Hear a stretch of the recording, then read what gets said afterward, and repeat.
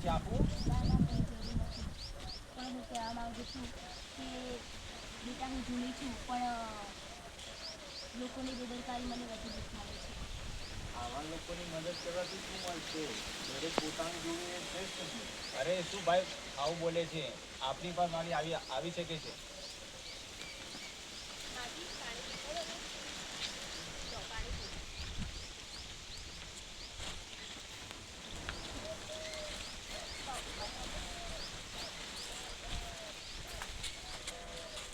હું હંમેશા તટસ્થ રહીશું પણ મને હવે સમજાય કે સંવેદના એ મારી જવાબદારી છે.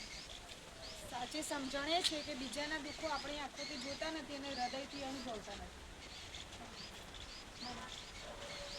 ફરી હું સમજ્યો કે સહાનુભૂતિ એક માત્ર અનુભવ નથી પણ પોતાના પ્રત્યક્ષ જીવનમાં ઉતારવી એ જરૂરી છે. તો હું હવે બદલાવવા માટે પ્રયત્ન કરીશ. ધન્યવાદ.